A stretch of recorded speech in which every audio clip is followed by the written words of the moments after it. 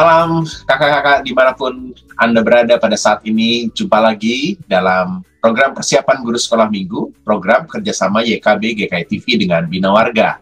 Dalam program ini kita akan bersama-sama mempersiapkan pelayanan yang Tuhan percayakan untuk kita melayani adik-adik. Kita akan membahas bagian firman Tuhan dan kita akan menemukan pesan yang kita akan sampaikan dan juga menemukan ide-ide yang bisa kita gunakan untuk menyampaikan pesan tersebut. Dan dalam episode kali ini kita akan bersama-sama memperkenalkan adik-adik dengan Tuhan yang akan menderita melalui perumpamaan tentang penggarap-penggarap kebun anggur. Berdasarkan Matius pasal yang ke-21 ayat 33 sampai dengan 46. Mengawalinya mari kita berdoa. Kami sungguh bersyukur karena Tuhan boleh memberikan kesempatan untuk kami melayani dan ada kesempatan untuk kami mempersiapkan diri dalam pelayanan ini, dan biarlah Tuhan juga menolong untuk kami menangkap pesan firman Tuhan, menemukan ide penyampaiannya di tiap kelas. Ya Roh Kudus tuntunlah kami, dalam Yesus kami berdoa. Amin. Kita akan membahas bagian firman Tuhan, dan Kakak Pendeta Santi akan menolong kita untuk membahasnya. Kak Santi, silakan.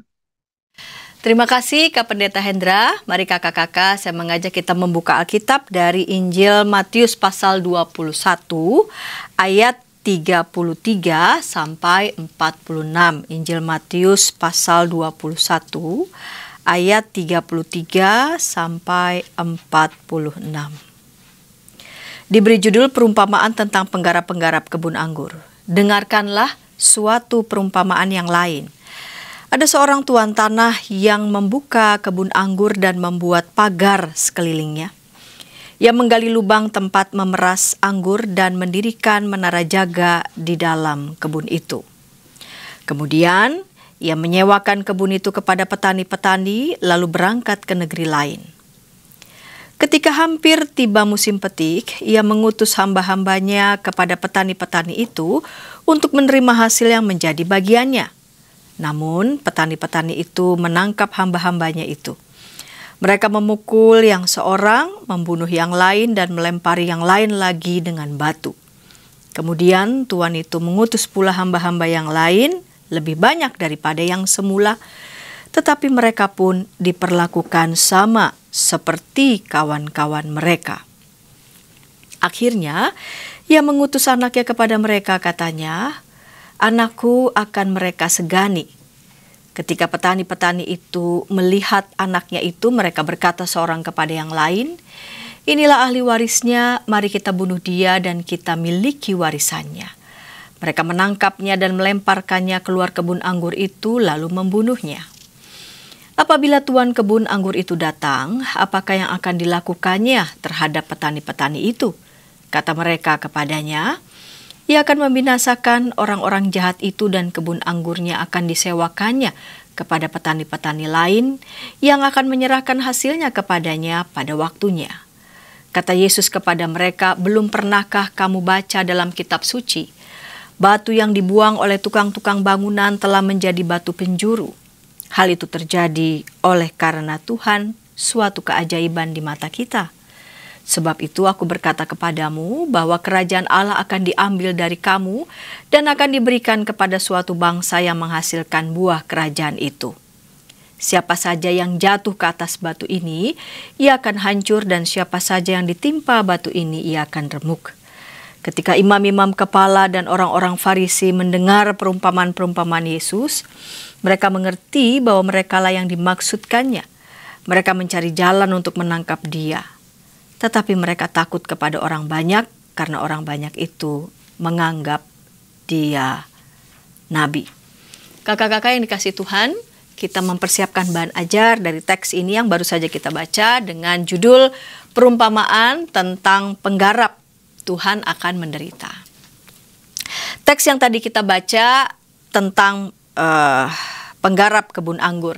Jelas ini merupakan perumpamaan yang disampaikan oleh Tuhan Yesus. Dan bukan sekali ini saja Tuhan Yesus menyampaikan pengajarannya lewat metode perumpamaan, tetapi juga ada beberapa ya perumpamaan yang lain. Bukan saja dalam kitab Injil, namun juga dalam kitab Perjanjian Lama ada beberapa perumpamaan juga yang disampaikan, yang dicatat dalam Alkitab Perjanjian Lama untuk mau menyampaikan hal yang bernilai yang Tuhan kehendaki. Nah, kita mau melihat teks ini sebagai perumpamaan, metode perumpamaan. Nah, kita mau menggali, kita mau menemukan apa yang menjadi maknanya.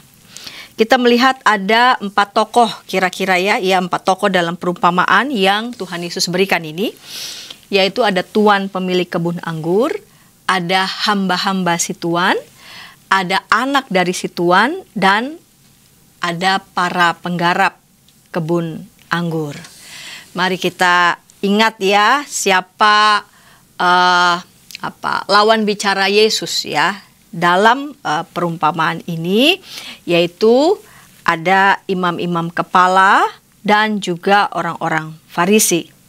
Kita bisa melihat pasti ada maksud dari Tuhan Yesus dalam mengalamatkan ya perumpamaan ini. Nah, kita melihat tokoh-tokoh dalam perumpamaan ini dan kita menganalisis ya siapa saja yang dimaksudkan Tuhan Yesus dalam perumpamaan yang Ia berikan. Tuan pemilik kebun anggur itu mau menggambarkan Allah, sang empunya dunia ini. Nah, hamba-hamba si tuan mau menggambarkan para nabi Israel atau utusan-utusan Allah. Anak dari si tuan yaitu Tuhan Yesus sendiri. Para penggarap anggur, siapa itu? Yaitu para pemimpin agama Yahudi pada waktu itu. Dan siapa kebun anggur? Kebun anggur itu yang dimaksud adalah umat Tuhan atau bangsa Israel. Nah, coba kita lihat di ayat 45. Ketika imam-imam kepala dan orang-orang Farisi mendengar perumpamaan-perumpamaan Yesus, mereka mengerti bahwa merekalah yang dimaksudkan. Ya, jadi imam-imam kepala dan orang Farisi tahu persis nih ya apa makna dari perumpamaan ini dan kepada siapa Tuhan Yesus mengalamatkan perumpamaan ini. Melalui perumpamaan ini mereka rasanya sudah mengetahui ya, mereka tahu persis bahwa Tuhan Yesus sedang melakukan atau menyampaikan catatan kritis ya, catatan kritis bagi mereka yang bukannya menyambut para hamba, bahkan anak dari si tuan tanah, malahan hendak membunuhnya. Padahal mereka kan hanya sebagai para penggarap. Ketika sudah disediakan semua fasilitas, mereka siap bekerja. Namun yang terjadi adalah ketika tiba musim petik, yang mereka lakukan bukan menyerahkan ya hasil panen, melainkan ingin mengambil alih ya lahan yang seharusnya ya memang mereka tidak punyai sejak mulai awal ya. Mereka hanya diberi kepercayaan untuk mengerjakan, untuk mengolah lahan itu. Ya, ketika hamba-hamba dari si tuan itu datang untuk menanyakan bagaimana hasilnya, yang terjadi adalah hamba-hamba itu bukan cuma ditolak melainkan juga dibunuh. Bahkan si tuan mengutus anaknya sendiri dan ternyata juga anaknya pun dibunuh. Ya, dari sini ini kan kalau kita lihat ya perumpamaan ini nih keji sekali nih para penggarap kebun anggur ini. Dan di ayat 45 kembalilah ditegaskan ketika imam-imam kepala dan orang-orang Farisi mendengar perumpamaan-perumpamaan Yesus, mereka mengerti bahwa merekalah yang dimaksudkannya. Ya, jadi mereka sendiri mengerti ya bahwa yang ingin disampaikan, yang hendak disampaikan adalah ya betapa tidak patutnya, betapa kejinya ya para penggarap anggur yang notabene adalah para pemimpin agama pada waktu itu. Ya, kita lihat di ayat 41, kata mereka kepadanya, ia akan membinasakan orang-orang jahat itu dan kebun anggurnya akan disewakannya kepada petani-petani lain yang akan menyerahkan hasilnya kepadanya pada waktunya. Ya, jadi Tuhan Yesus bilang ya, ketika para penggarap-penggarap itu tidak menjaga kepercayaan yang harusnya merawat umat, namun yang terjadi malah lalu kemudian mengambil alih, mengambil otoritas, dikatakan bahwa bisa saja diberikan kepercayaan orang-orang lain begitu ya, dari petani-petani lain yang akan dipercayakan untuk menggarap kebun anggur tersebut. Artinya tugas untuk merawat umat Tuhan itu bisa saja diserahkan, diberikan juga untuk orang lain. Dibuka kemungkinan untuk bangsa-bangsa lainnya. Dari sini kita melihat bahwa para penggarap kebun anggur ini tidak merawat lagi-lagi ya kepercayaan yang sudah Allah percayakan bagi mereka untuk merawat kehidupan umat, melainkan justru menciderai kepercayaan yang sudah Allah berikan. Nah, dari sini kakak-kakak kita melihat tujuan di setiap kelas. Anak memahami perumpamaan tentang penggarap kebun anggur. Jadi disampaikan apa makna dari perumpamaan tentang penggarap kebun anggur. Tadi ya ada berapa tokoh, lalu kemudian tokoh-tokoh pentingnya itu siapa-siapa saja dan hendak menggambarkan apa. Lalu kemudian lihat di sini anak bersyukur karena Tuhan Yesus mau menderita untuk dirinya. Itu Batita Balita. Di kelas kecil dan besar, anak mengetahui bahwa Yesus akan menderita, ya, dia ditolak, lalu kemudian dibunuh lewat peristiwa salib. Anak bersyukur karena Tuhan Yesus mau menderita untuk dirinya. Demikian Kak Pendeta Hendra. Terima kasih Kak Santi sudah menolong kita untuk menangkap pesan firman Tuhan yang akan kita sampaikan kepada adik-adik. Kita akan membahas ide penyampaiannya di tiap kelas. Sebelumnya, mari kita ikuti dulu beberapa informasi berikut. Pembangunan jemaat setiap Senin di minggu kedua dan keempat pukul 20 waktu Indonesia Barat. Dapat Anda nikmati di channel YKB TV.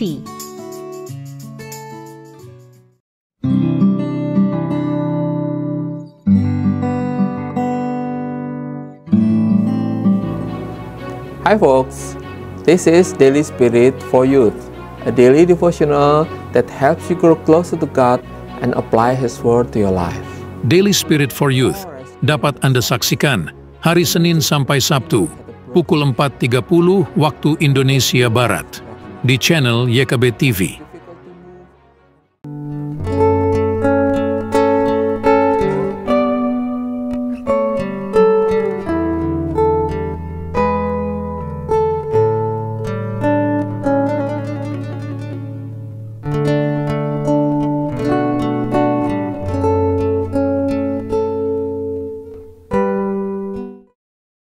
Masih dalam program persiapan guru sekolah minggu, kita sedang membahas perumpamaan tentang penggarap-penggarap kebun anggur. Kita akan memperkenalkan adik-adik dengan Tuhan yang akan menderita. Berpaut pada Matius pasal yang ke-21, ayat yang ke-33 sampai dengan 46. Kita akan membahas ide penyampaian pesan firman Tuhan di kelas Batita Balita. Ada Kak Lucy yang akan menolong kita untuk menemukan ide apa yang bisa kita gunakan di kelas Batita Balita. Kak Lucy, silakan. Shalom, kakak-kakak yang dikasih oleh Tuhan Yesus Kristus.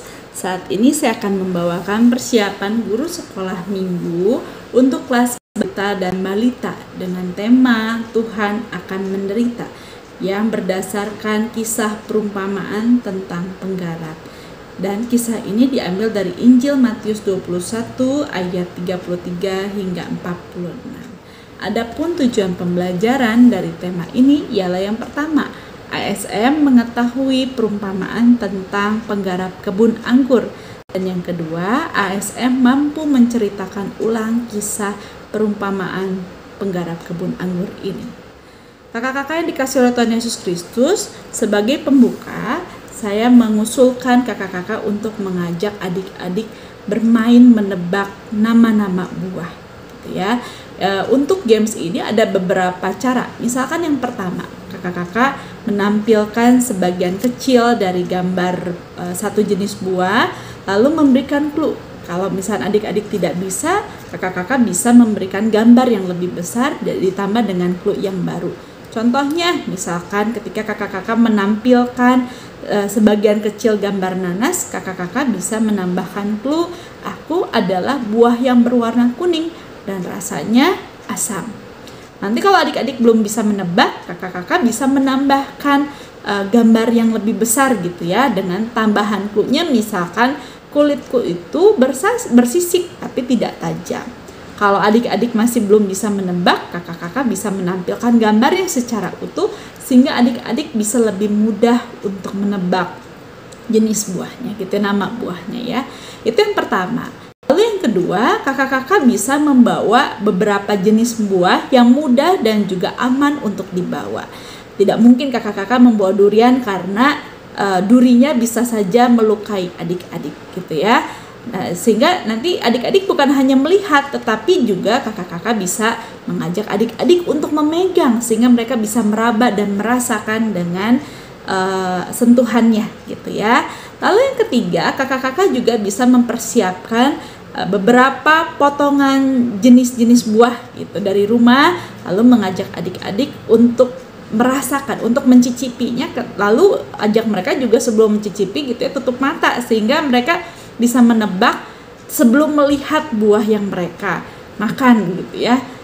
Ini buah apa ya gitu, nanti mereka diajak untuk menebaknya gitu. Dan yang pasti dari setiap permainan ini harus ada satu buah yang harus kakak persiapkan, yaitu anggur.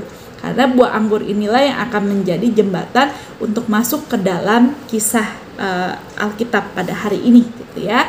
Lalu kakak-kakak bisa mengajak adik-adik untuk bertanya gitu ya, bertanya jawab. Adik-adik ada yang suka buah anggur? Menurut adik-adik rasanya apa sih? Oh iya, mungkin ada yang manis, ada yang asam. Anggur itu sendiri datangnya dari mana ya gitu. Oh ada buahnya, ada pohonnya kak gitu. Nanti kakak-kakak bisa menampilkan pohon anggur dan juga bisa memperlihatkan perkebunan anggur gitu ya. Jadi anggur-anggur ini tentu saja tidak bisa tumbuh dengan sendiri, harus ada yang merawat, harus ada yang mengelola, yaitu petani-petani gitu ya. Nah, pada zaman Tuhan Yesus, anggur itu begitu banyak sekali ditanam. Kenapa? Karena orang-orang pada saat itu mengolah buah-buah anggur itu menjadi minuman dan banyak orang yang meminumnya, sehingga pada saat itu begitu banyak perkebunan anggur. Adik-adik, suatu ketika Tuhan Yesus pernah bercerita loh tentang penggarap-penggarap kebun anggur. Penggarap itu apa sih? Penggarap itu adalah orang yang mengelola kebun-kebun anggur. Jadi suatu ketika Tuhan Yesus cerita ada seorang pemilik kebun anggur yang menyewakan kebunnya itu kepada orang-orang yang mau mengelola, dan mereka yang disebut dengan penggarap. Kebunnya ini sudah bagus, sudah dikasih pagar dan lain sebagainya gitu ya. Dan ketika Tuan Tanah menyewakan, dia pergi ke luar negeri. Ternyata ada perjanjian loh antara penggarap dengan Tuan Tanah. Perjanjiannya apa? Sebagian dari hasilnya akan dibagi gitu ya. Nah, karena Tuan Tanahnya ini tahu ketika pada saatnya panen, buah-buah itu siap dipanen, Tuan Tanah ini mengutus beberapa hambanya kepada para penggarap untuk meminta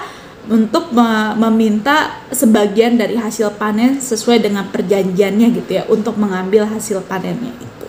Tetapi para hamba ini tidak diperlakukan dengan baik. Mereka bahkan dilukai, mereka diperlakukan jahat, mereka dipukuli sehingga para hambanya ini terluka. Lalu Tuan Tanah itu akhirnya mengutus kembali beberapa hamba yang lain. Tetapi hamba-hamba ini pun tetap diperlakukan jahat oleh para penggarap. Lalu Tuan Tanah akhirnya berpikir, oh kalau begitu saya akan mengutus anak saya. Karena kalau anak saya yang datang, belum tentu mereka berani untuk berbuat tidak baik terhadap anak saya. Ternyata apa yang dipikirkan oleh sang pemilik kebun anggur ini salah. Para penggarap itu justru berbuat semakin jahat kepada anak pemilik kebun ini. Anak itu dilukai sehingga anak ini begitu menderita. Nah, dari sini kakak-kakak bisa masuk ke dalam arti perumpamaan penggarap kebun anggur itu. Nah, Tuhan Yesus itu mau mengatakan apa sih? Tuhan Yesus itu mau mengatakan bahwa kedatangan Tuhan Yesus ke dalam dunia ini ternyata juga tidak disambut baik oleh orang-orang Israel. Banyak orang yang menolak, banyak orang yang membenci, sehingga Tuhan Yesus pada akhirnya disakiti. Tuhan Yesus harus disalib. Tuhan Yesus sayang kepada kita semua sehingga Tuhan Yesus siap untuk menderita.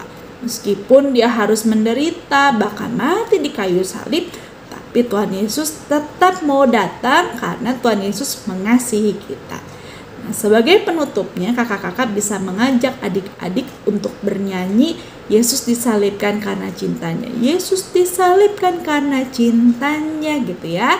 Nah, sebagai aktivitas, kakak-kakak bisa mengajak adik-adik untuk membuat gambar buah anggur menggunakan metode fingerprinting gitu ya. Jadi menggunakan cat yang memang khusus untuk fingerprint.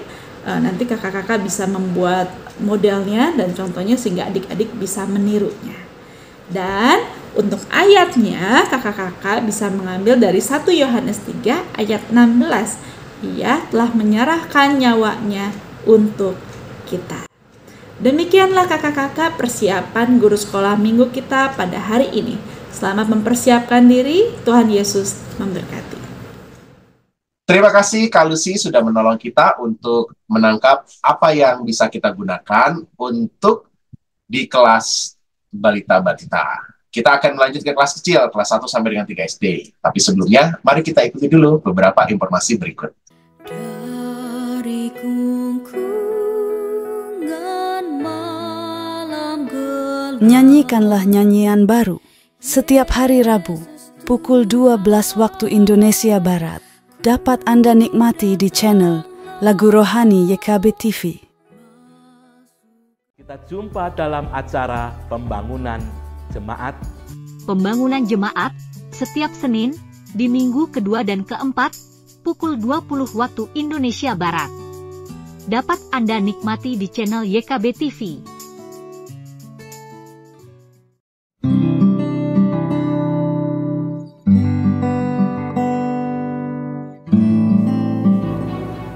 Hi folks, this is Daily Spirit for Youth, a daily devotional that helps you grow closer to God and apply His Word to your life. Daily Spirit for Youth dapat Anda saksikan hari Senin sampai Sabtu, pukul 4.30 waktu Indonesia Barat, di channel YKB TV.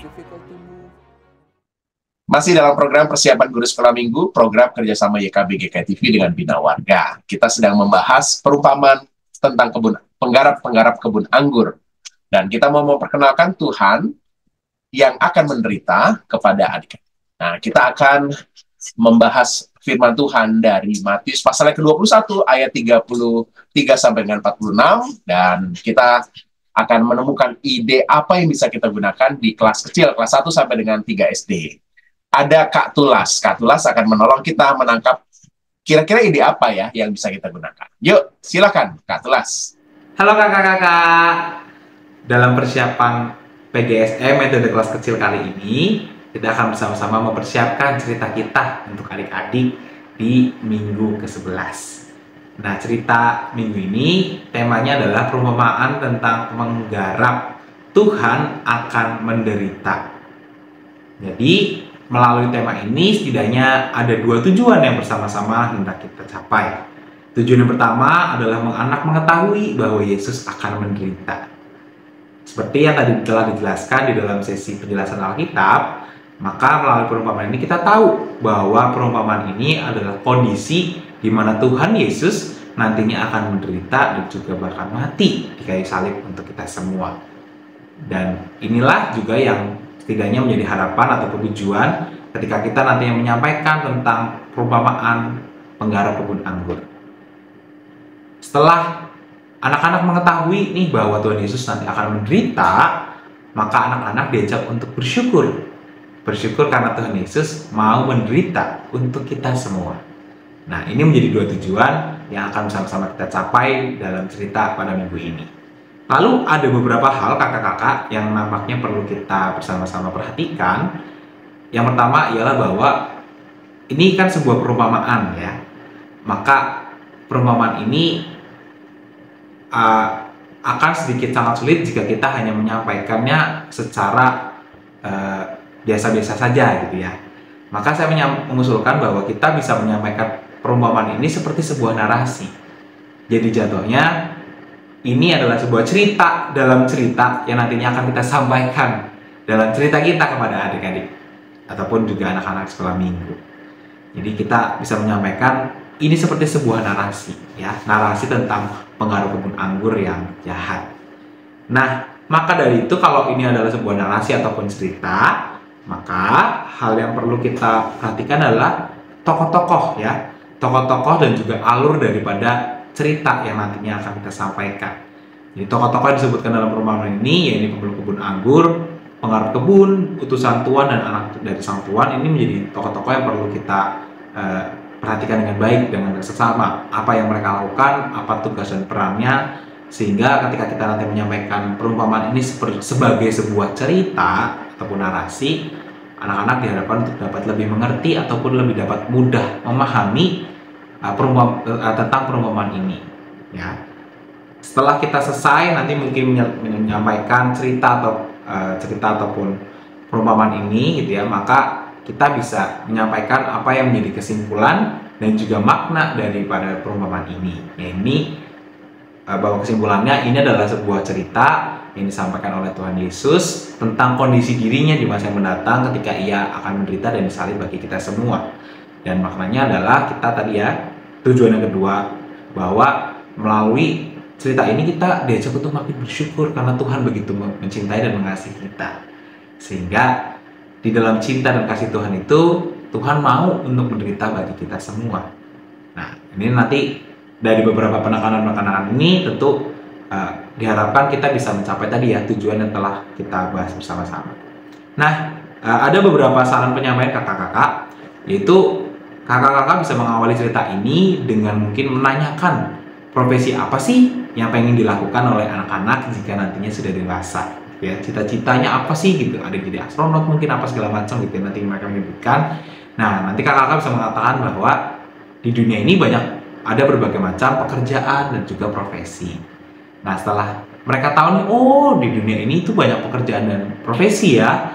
Nah, kemudian berarti kakak-kakak bisa menyampaikan tuh bahwa di zaman Tuhan Yesus itu juga sudah ada banyak profesi seperti guru atau rabi, ya.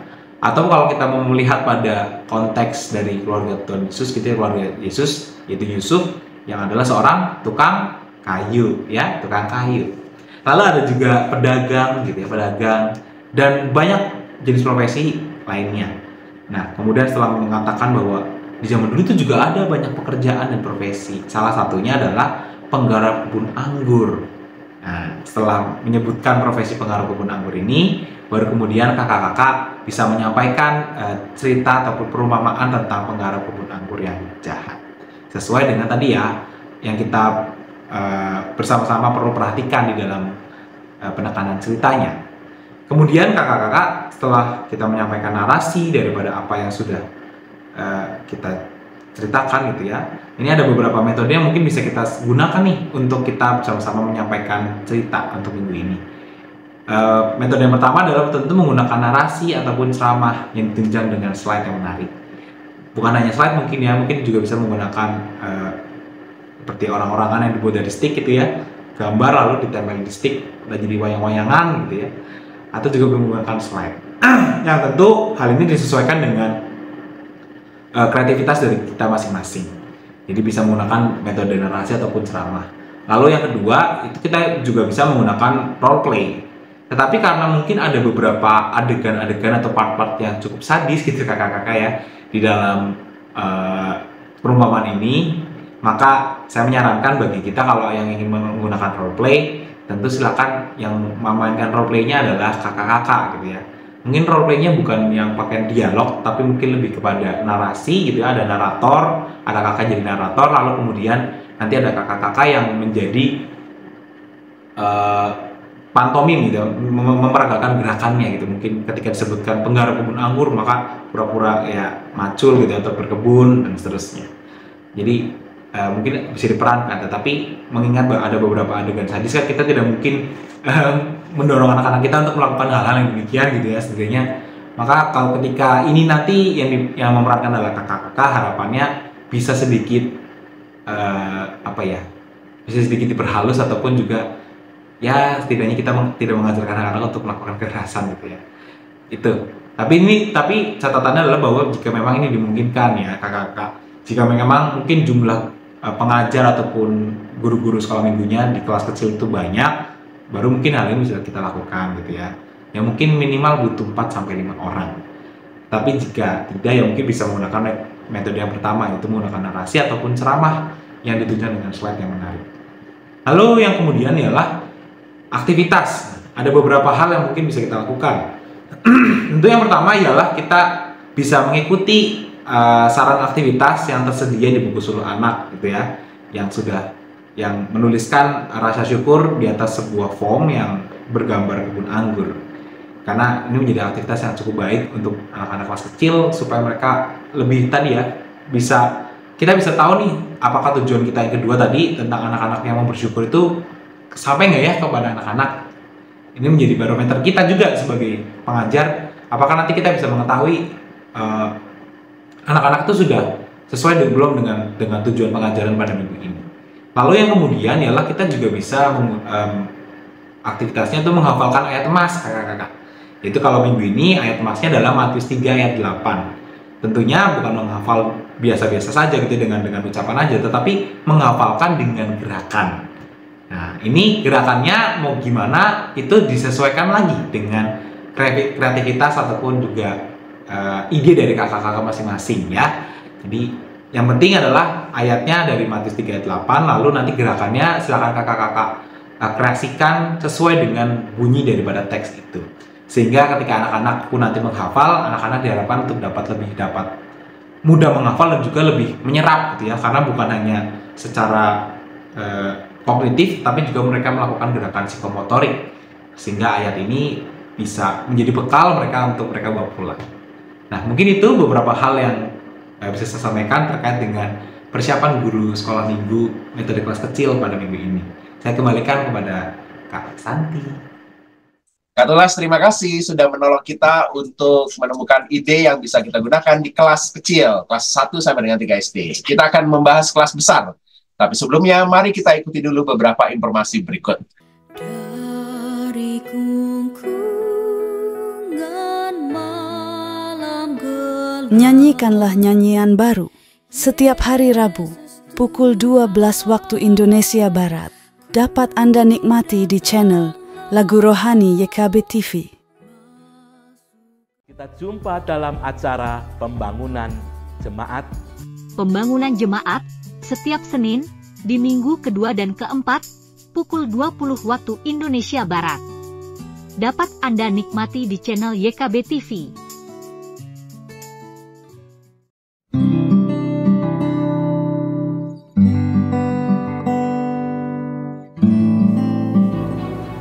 Hi folks, this is Daily Spirit for Youth, a daily devotional that helps you grow closer to God and apply His Word to your life. Daily Spirit for Youth dapat Anda saksikan hari Senin sampai Sabtu pukul 4.30 waktu Indonesia Barat di channel YKB TV. Masih dalam program persiapan guru sekolah minggu, kita sedang membahas bagian firman Tuhan dari Matius 21 ayat 33 sampai dengan 46. Kisah penggarap-penggarap kebun anggur. Kita mau memperkenalkan adik-adik dengan Tuhan yang akan menderita. Sudah kelas balita, kelas kecil kita bahas ide yang bisa kita gunakan di tiap kelas tersebut. Dan saatnya kita akan membahas kelas besar, kelas 4 sampai dengan 6 SD. Yuk, kita mau dibantu untuk menemukan ide itu oleh Kak Vera. Kak Vera, silahkan. Halo kakak-kakak semuanya, berjumpa lagi bersama dengan saya, Kak Vera, yang akan menemani kakak-kakak dalam mempersiapkan diri untuk penyampaian cerita sekolah minggu buat adik-adik kita. Nah, kakak-kakak, seperti yang sudah kita dengarkan tadi, cerita kita di pertemuan yang mendatang adalah tentang perumpamaan tentang penggarap, Tuhan akan menderita. Dan persiapan ini ditujukan untuk kakak-kakak yang mengajar sekolah minggu kelas besar. Nah, kakak-kakak, ada 2 tujuan pembelajaran yang akan kita coba capai bersama-sama. Yang pertama adalah anak mengetahui bahwa Yesus akan menderita. Yang kedua, anak bersyukur karena Tuhan Yesus mau menderita untuk dirinya.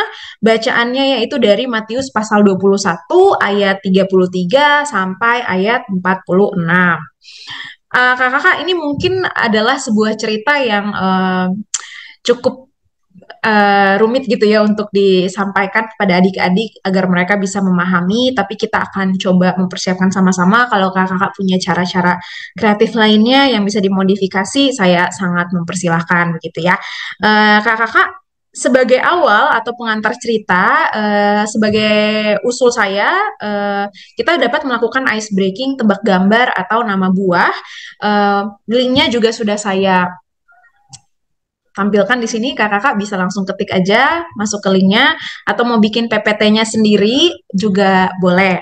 Nah, kakak-kakak, game ini jadi akan ada kayak potongan-potongan gambar buah, kemudian nanti di situ ada petunjuk sedikit, apakah aku bentukku bulat kecil, rasanya manis, biasanya bergerombol, warnaku merah, ungu, dan hijau. Lalu kita kasih kesempatan adik-adik berpikir apakah yang dimaksud, kemudian mungkin kalau ada yang sudah bisa jawab, atau ada yang mau, atau kita memberikan clue lebih lagi, kita kasih 3 pilihan ini.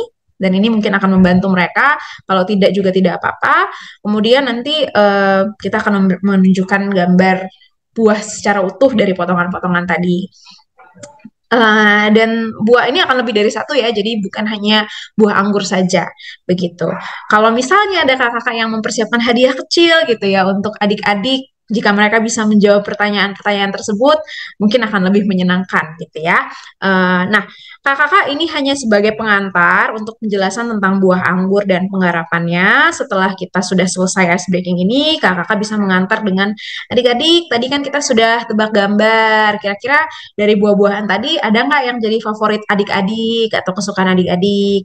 Kalau semisal nih mereka ada yang menjawab, favoritku adalah anggur, kita bisa nanyain kenapa suka buah anggur, apakah dari rasanya atau apa gitu ya. Ini mempersiapkan mereka gitu ya. Kalau misalnya ada kakak-kakak yang mau mempersiapkan apa namanya buah anggur gitu untuk diperlihatkan kepada adik-adik atau supaya mereka bisa mencicipinya gitu, mungkin itu lebih baik, itu menjadi opsi ya sekali lagi. Nah kakak-kakak, lalu kita masuk kepada pembacaan Alkitab bersama, karena ini kan kelas besar, jadi adik-adik sudah bisa membaca bersama-sama atau bergiliran, supaya mereka semua bisa mendapatkan bagian juga boleh. Nah kakak-kakak, setelah kita membaca teks Alkitab bersama, maka kita akan masuk ke dalam penyampaian. Yang pertama, kita menjelaskan tentang teks Alkitab ini berisi tentang perumpamaan ya, perumpamaan yang Yesus berikan. Kemudian mungkin ada di antara adik-adik yang belum begitu paham perumpamaan itu apa, kakak-kakak bisa menjelaskan apa itu perumpamaan, fungsi perumpamaan itu untuk apa gitu ya. Yang pasti kan perumpamaan itu pemisalan atau contoh, dan tujuannya untuk memudahkan pendengar bisa lebih memahami apa yang disampaikan oleh seseorang gitu ya. Kemudian setelah kakak menjelaskan ini, boleh kita langsung masuk ke bagian, boleh kaitin lagi dengan anggur yang tadi di awal kita sudah sempat bahas ya.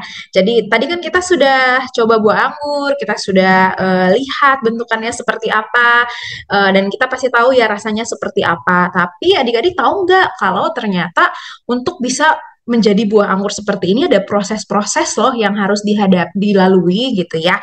Dan proses ini terbilang lama juga gitu ya, supaya pohon anggur bisa menghasilkan buah. Saya juga menganjurkan video proses penanaman serta panen buah anggur yang bisa disaksikan melalui link yang sudah saya sematkan juga di sini. Kalau misalnya kakak punya referensi video yang lain yang mungkin lebih mudah dipahami boleh. Kemudian video ini cukup panjang, jadi kakak bisa memilih kira-kira dari menit berapa dan sampai ke berapa gitu ya. Nah, setelah video ditampilkan, kakak bisa bilang, kira-kira begitu prosesnya, gitu ya. Lalu kita akan masuk ke dalam penjelasan tentang perumpamaan di teks yang tadi sudah kita baca. Hari ini kita mau bahas juga loh adik-adik tentang perumpamaan penggarap anggur. Nah, kita mulai dari yang tadi ya, ada seorang tuan tanah yang dia punya sebidang tanah, kemudian dia berencana untuk membuat tanah itu menjadi sebuah kebun anggur, ya. Kemudian si pemilik tanah ini juga membuat pagar di sekeliling kebun anggur supaya bisa aman, ya, gak ada yang bisa masuk untuk mencuri buah-buah anggur tersebut.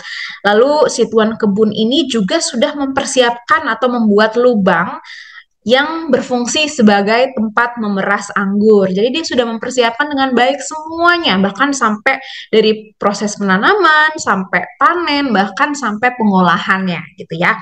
Nah, lalu kita masuk ke bagian pemilik kebun anggur ini membutuhkan bantuan, ya, dari orang lain untuk menggarap atau untuk mengelola kebun anggur tersebut, ya, dan dia butuh lebih daripada satu orang. Nah, orang-orang yang kemudian dijadikan atau yang membantu si si pemilik kebun anggur ini disebut dengan penggarap anggur, ya, atau nah, mungkin di sini adik-adik ada yang belum begitu paham kira-kira penggarap anggur itu siapa atau apa, gitu ya. Kita bisa kaitkan dengan petani, ya, petani dan sawah, ya. Petani itu siapa sih, ya? Petani itu mereka yang mengelola sawah dari proses awal sampai panen, sampai mengelola hasilnya seperti apa dan seterusnya. Ini bisa jadi jembatan, gitu ya, untuk adik-adik mungkin bisa lebih paham. Nah, kemudian kita lanjut. Para penggarap ini mereka membantu pemilik kebun anggur tersebut, dan pemilik kebun anggur ini sangat baik kepada mereka, ya. Dia tidak hanya mempekerjakan para penggarap anggur ini saja, tapi dia juga mau membantu, mau menolong, dan dengan cara berbagi hasil atau keuntungan dengan para penggarap itu. Jadi dia tujuannya juga untuk menolong mereka. Nah, suatu saat si pemilik kebun anggur ini harus pergi ke luar negeri, dia meninggalkan kebun anggur yang masih dikelola sama para penggarap anggur, dan setelah sudah panen, maka si pemilik kebun anggur ini mengirimkan beberapa orang suruhan atau hamba pada zaman dahulu. Kalau zaman sekarang mungkin kayak karyawan atau bawahannya, gitu ya. Dia mengirim mereka untuk mengambil hasil dari panen tersebut kepada para penggarap anggur tersebut. Tapi yang sedihnya ketika sampai di sana, malah para penggarap ini memukulinya, ya, dan seterusnya dan seterusnya. Kemudian dikirimkan lagi yang baru, gitu ya. Maaf, ini tadi ada gambarnya nih. Ya, dipukuli sampai mereka tidak berdaya, ya. Padahal kan mereka datang dengan maksud yang baik, gitu ya. Kemudian dikirimkan lagi beberapa orang datang, dipukulin juga, ya. Lalu yang terakhir nih, sampai akhirnya si pemilik kebun anggur ini bingung, maka dia memutuskan untuk mengirimkan anak kandungnya sendiri. Dikirimkannya dengan berpikir bahwa mungkin dengan mengirimkan anak saya, maka akan lebih disegani, gitu ya, dan tidak berani mereka berbuat hal-hal yang tidak-tidak, gitu ya, kepada dia. Ternyata anaknya ini juga dipukuli sedemikian rupa, gitu ya, sehingga jadi tidak berdaya. Nah, apa sih alasan penggarap-penggarap anggur ini memukul anak dan semua orang yang dikirimkan? Tujuannya adalah karena mereka nggak mau berbagi keuntungan, mereka nggak mau berbagi hasilnya, mereka mau untung sendiri, gitu ya. Padahal kan sebenarnya pemilik kebun anggur ini juga telah menolong mereka banyak, gitu ya, dan tidak hanya mempekerjakan, tapi juga mau menolong mereka. Nah, lalu ini kira-kira perumpamaannya diceritakan kembali, lalu kita menjelaskan kaitannya dengan pengorbanan Yesus, ya.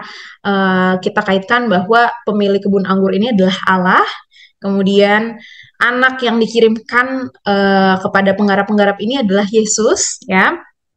Yesus datang, kemudian dia mau menebus dosa umat, gitu ya. Dia menderita supaya ciptaannya bisa ditebus dari dosa, dan oleh karena itu kita diajak untuk mensyukuri, ya. Adik-adik diajak untuk mensyukuri pengorbanan yang sudah Yesus lakukan, dan tidak hanya sebatas sampai mensyukuri, tapi juga mau berkorban bagi sesama, ya. Kalau berkorban itu adik-adik dalam kehidupan sehari-hari kan dalam berbagai macam bentuk, ya, dalam bentuk waktu, bentuk energi, bentuk pikiran, ya, atau materi dan lain sebagainya. Itu juga menjadi langkah untuk kita mau berkorban bagi orang di sekitar kita. Nah, kira-kira penyampaiannya seperti itu, kakak-kakak. Kemudian, nah ini gambar ya, gambar kebun anggur, gambarannya biar adik-adik bisa punya bayangan. Kira-kira seperti itu, dan ayat hafalannya itu dari 2 Korintus pasal 5 ayat 15, dan Kristus telah mati untuk semua orang supaya mereka yang hidup tidak lagi hidup untuk dirinya sendiri, tetapi untuk Dia yang telah mati dan telah dibangkitkan untuk mereka. Itu ayat hafalannya. Lalu yang terakhir untuk aktivitas, saya mengusulkan mereka membuat komitmen dan aksi gitu ya. Mereka mau berefleksi atas cerita tadi dengan membuat craft ya, seperti ini. Kakak-kakak bisa mempersiapkan kertas seperti ini, kemudian adik-adik bisa dalam kelompok bisa ya, biar ini jadi aktivitas kelompok. Mereka membentuk anggur dari kertas-kertas ini, lalu mereka bisa menuliskan komitmen mereka untuk mau berkorban bagi sesama. Mereka juga bisa menuliskan ungkapan syukur mereka untuk pengorbanan yang sudah Yesus lakukan bagi kita. Gitu ya kakak-kakak, kira-kira untuk hari ini. Selamat mempersiapkan diri untuk penyampaian di kelas besar nanti. Sampai ketemu lagi, Tuhan Yesus memberkati. Bye-bye. Terima kasih Kak Vera sudah menolong kita menangkap ide yang bisa kita gunakan di kelas besar, dan berarti semua kelas sudah kita bahas. Demikianlah episode kali ini. Kakak-kakak silakan kelola semua yang sudah kakak-kakak dapatkan dalam program ini, ide-ide yang menarik, dan sesuaikan dengan konteksnya kakak-kakak masing-masing sehingga adik-adik bisa menangkap pesan firman Tuhan. Dan terlebih daripada itu, kita juga boleh bertumbuh bersama adik-adik. Demikian episode kali ini, kita akan berjumpa lagi minggu depan. Selamat melayani, mari kita tutup dalam doa. Kami sungguh bersyukur karena Tuhan menolong setiap kami untuk mendapatkan ide penyampaian cerita, terlebih menangkap pesan firman Tuhan yang akan kami sampaikan kepada adik-adik. Terima kasih untuk Kakak Pendeta Santi, terima kasih untuk Kak Lucy, Kak Tulas, dan juga Kak Vera yang menolong kami untuk menangkap ide-ide yang menarik ini. Terima kasih, kami bersyukur dalam Yesus kami berdoa. Amin. Sampai ketemu lagi, Tuhan Yesus berkati.